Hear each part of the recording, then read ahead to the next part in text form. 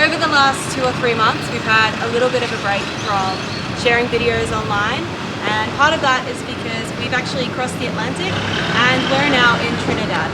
Now, in that time, we've had a few messages and comments asking us if our warranty issues were resolved, if our mast is fixed, and whatnot.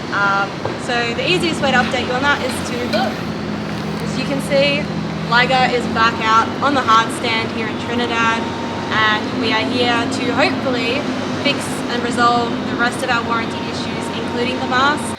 In the past, we have shared a few videos of some of the poor workmanship on our boat, but that was really just the tip of the iceberg of our problems. This boat has literally hundreds of warranty issues, and some which we haven't shared yet are extremely serious. Now, one of the ones that's causing the biggest problem at the moment is our crossbeam. The cracks on our crossbeam are on both the port and the starboard sides. They were initially noticed when the boat was in Cape Town, where Trent and Tynan did our handover and spent a significant number of months trying to rectify warranty issues. The cracks were raised with the relevant people, and the outcome was that the guys were told it was superficial, it was nothing to worry about, and a gel coat person was sent out to redo the gel coat over the top. Those cracks then reappeared when the boat was being sailed from Cape Town up to Gibraltar, and since then we've been monitoring them. We have found that some of the cracks are growing and other new ones have formed. We have communicated a significant amount of information with Leopard and Robertson and Kane about what's going on here. Sailing up to Europe, our plan was always to haul the boat out in Europe, in Italy, and Robertson and Kane were made aware of that, as were Leopard, in advance, so that we could seamlessly finish the rest of the warranty problems on the boat and then actually get to use it for what we bought it for. Now, while we were in Italy, we actually had a surveyor's report done, and that was only done at the specific request of Robertson and Kane. Now, we were under the impression that this was so they had a complete list of all the outstanding warranty issues on the boat, and it would allow for them to be fixed and us to move on. But that is not the case. We've now finished that process, and most of the issues on the list were ignored in their response, including the crossbeam. Now, in regards to the crossbeam, they were provided media over time showing the issue. It was specifically listed in the surveyor's report, and we also had fiberglass hull scans done, and the report from that showed that there were anomalies in our fiberglass. Some were under the bridge deck, which Robertson and Kane have said nothing about that, and the others were around the crossbeam. So media, survey report, hull scans, completely ignored in their warranty response.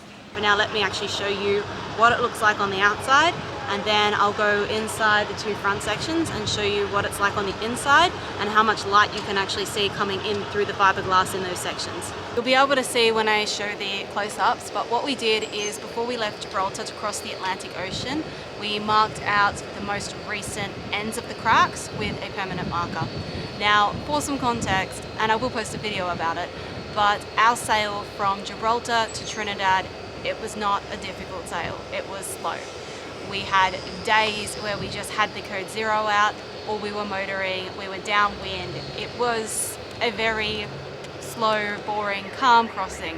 So there is no hectic, crazy storm or any other excuse that can be made for the new cracks that have formed and the continuation of other cracks developing.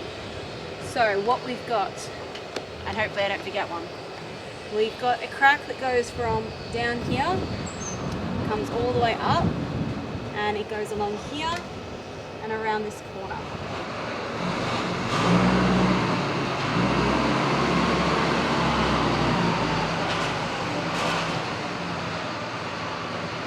Now here there's actually a crack going that way and that way that sort of overlap. We'll have a look on the inside what it looks like in terms of how much light's coming through there. There's another crack here that goes along this piece and up.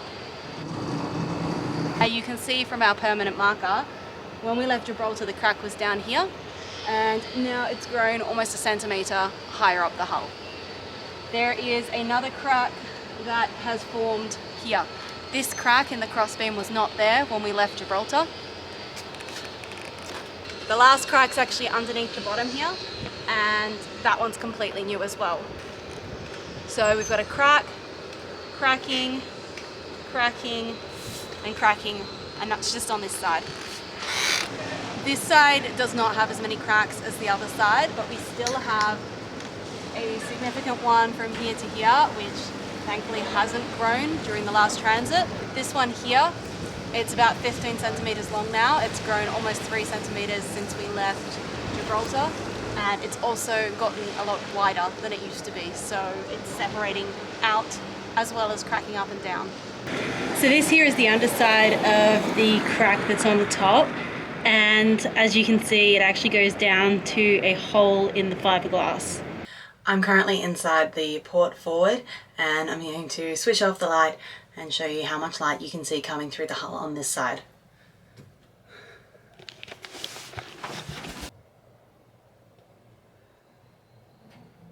So that's the crossbeam bolts there. You can see there's quite a bit of light coming through the fiberglass just above them here, and as well over here.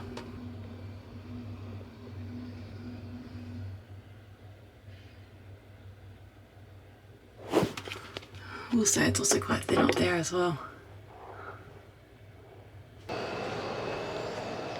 We're now in the starboard forward, and you'll see around the crossbeam bolts there's all that black. That's actually a sealant because these bolts were leaking, and until we could do the permanent fix we just needed it to stop leaking in here. And as you can see once again above them, the fiberglass is letting through a lot of light.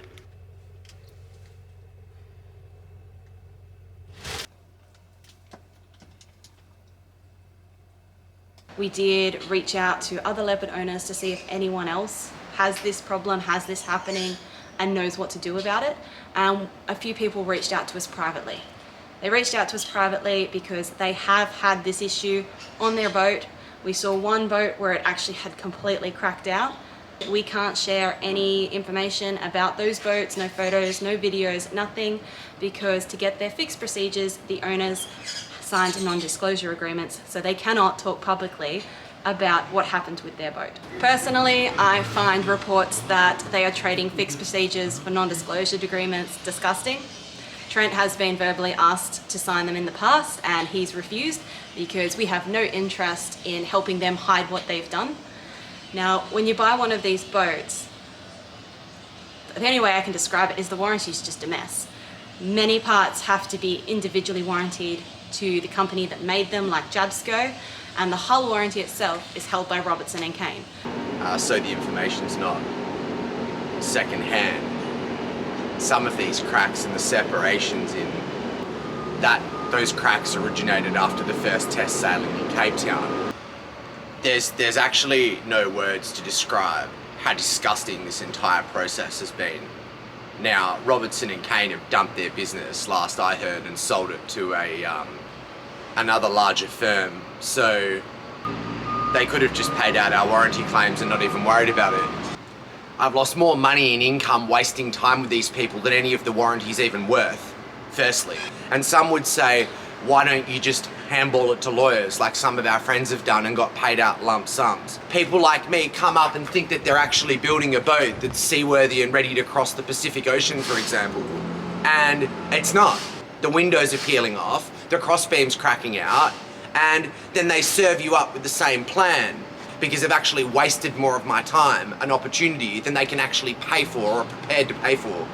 I'm just watching Talicia's final edit of this YouTube video, and a key point that I wanted to mention that people overlook or don't seem to consider or whatever, don't care about, is if you get paid out a lump sum, let's say it's $100,000 for warranty work on a new boat. People go, oh, isn't that great? $100,000. No, it's not, because then you've got to sit there and you've got to find the trades.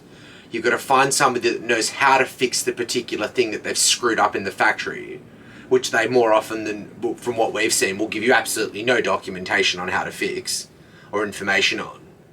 And it's not easy to find trades these days. It's absolutely not easy, as I'm sure anyone involved in any of these fields can attest to. So then let's say you find the trades to do the trades work on the boat that they've screwed up on your new boat. You've then got to sit there while this tradesman has a go at doing something.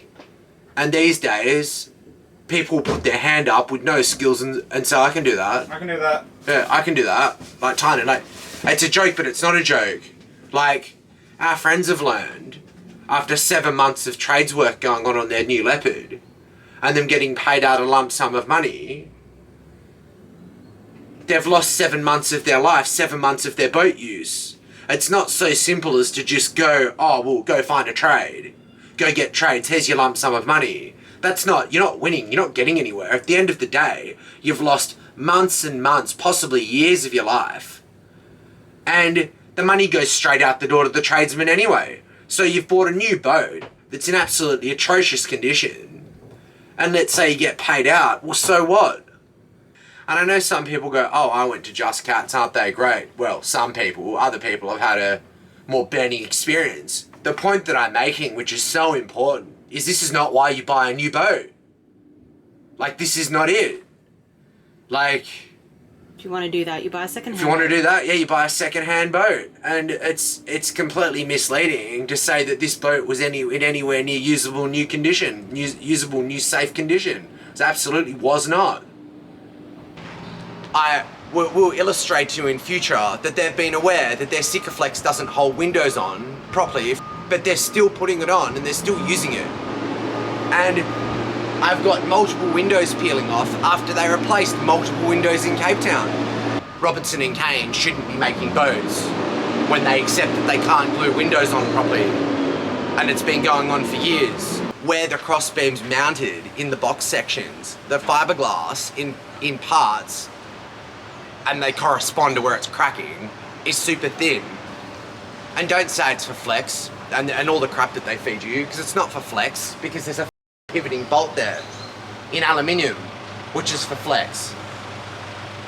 It's not got backing plates and it's done up with 4 bolts, because the 4 bolts and the backing plates are meant to flex. Don't bullshit customers, because we're sick of it. I'm sick of it. I'm gonna start dismantling all this crap from day one. And if you want to sit through what I've sat through, how long's it gone on for now? This fiasco. Almost 2 years now. Like, oh, you can't, it's impossible to put a sail drive boot on. Oh, it's impossible. No, you don't care enough to do it. My sail drive boots, we did our first set, the first time we've ever done it in our lives, in Cape Town, in front of Robertson and Kane's employees, and they're both still stuck on perfectly. So, is the customer the issue, or is the boat builder the issue? I know this video will get shared, and future videos will be shared. Now, this is not just about the crossbeam. This is not just about the crossbeam and all the fiberglass discrepancies and the bubbles in the gel coat and all the cracks all over the boat. And now changing colour because it's not finished properly all over the place and it looks really bad because it's reacted to sun at different rates because it's not uniform. So it looks like a leopard. So this is not just about that. This is not just about the windows peeling off and now another window peeling off and another window peeling off. This is huge, large amounts of stuff. Are we going to start uploading all the emails, all the documentation, all the that I've had to go through over the past 2 years with this boat? As we were leaving Europe to come to Trinidad, we received contact from Leopard asking us to change all of our plans, change our bookings and go to another country so that they could help us with some of the problems. Now, it was impossible to negotiate terms as we're sailing out of Gibraltar and in the few days that we were transiting through the Canary Islands. The reason we declined that particular offer of help is that it left us with no backup. If we got there and things didn't work out or other things popped up that they didn't want to deal with, or we couldn't actually do some of the things that we want to do for ourselves that still haven't been done, then where are we going to go? Here in Trinidad, there is materials available. We have shipping from the US. The yard here, Powerboats, I had been speaking to them for months in advance, organizing all of this. We don't want to waste their time. We want to honor what we had agreed to with them. So for us, our mental health and our desire to actually have this boat finished so that we can go and cruise the Pacific and Southeast Asia, we decided to come here. And for now, we're happy with that decision. The yard have been quite cooperative so far. The people here are generally pretty happy. and we've not encountered uncertain situation, open-ended rules and ceaseless negotiations. We can just get things done and get on our way, which is what we want. The people in Trinidad, like, they gave us like the prime spot, knowing that we're working for a couple of months here, like right next to the water, with breeze, everything we want on concrete at a really, really great rate. Like, they're so accommodating here and they're so friendly. And I would have basically at the last second had to screw them out of a 2-month slot in their best spot that they've held aside for this sort of work on this sort of price boat. Leopard was offering me a couple of weeks of open-ended help with no real guarantees, and it was at the very last second. Robertson and Kane paid out a very small percentage of the costs. Well, actually a large part of that small percentage was incurred by them for no reason, like no real useful reason other than to what I think to time waste. I've had dozens personally, dozens of communications of people asking me what was the end result with the mast. And I've let Robertson and Kane go through their entire procedure of hull warranty and paper pushing and time wasting, and I just let them go and let them do their thing, so the entire picture can be painted and we can show you, so you don't make the same mistake I did. And it's going to be called "What is a Robertson and Kane hull warranty worth?" And we're going to show you. Moving forwards, you can expect to see a lot more videos from us. We'll share our crossing, we'll share what happens here in Trinidad as we fix up our boat, and we're also going to touch on past journey in something resembling chronological order in an effort to share information and educate, so that people who are in a similar position to what we were don't have to risk suffering the same outcomes that we've had. Buying one of these boats for a lot of us is a once-in-a-lifetime decision, and personally I think the more information and the more honesty there is out there, not only does that benefit the people out there who might be looking at buying one of these, but also to help keep the manufacturers accountable.